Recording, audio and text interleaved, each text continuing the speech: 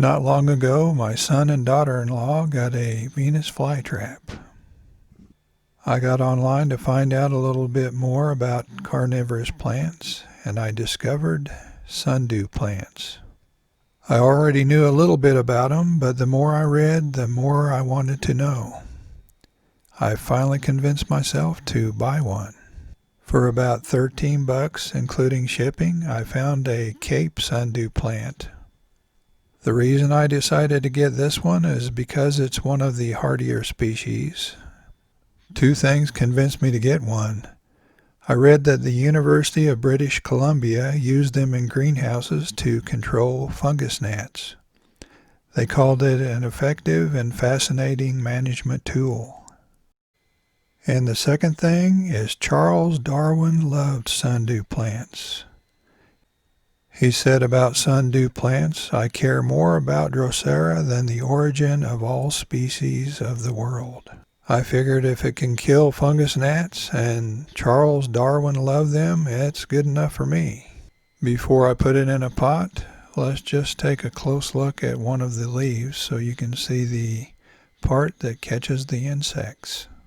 Each of those little hair-like structures has sticky stuff on the end. Before I could even get mine in a pot, it caught a fungus gnat. And I thought I might as well go ahead and do a time lapse just so we could see how it works.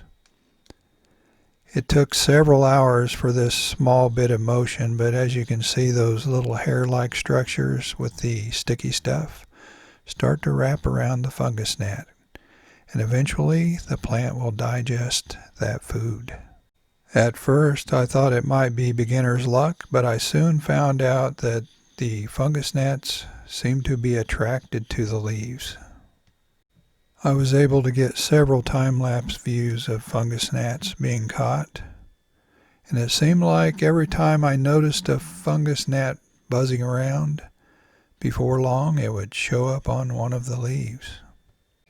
And lucky for me, when I got my plant, instead of being one plant, it was two. It was one larger one and one very small one. I put both of them in small pots, and both of them immediately started catching fungus gnats. It only took me a few days to figure out why Charles Darwin fell in love with these plants. They are truly fascinating. They do have some special requirements, so if you decide to get one, do a little research first. Now let's take a closer look at some of these leaves so you can see just how well they're doing.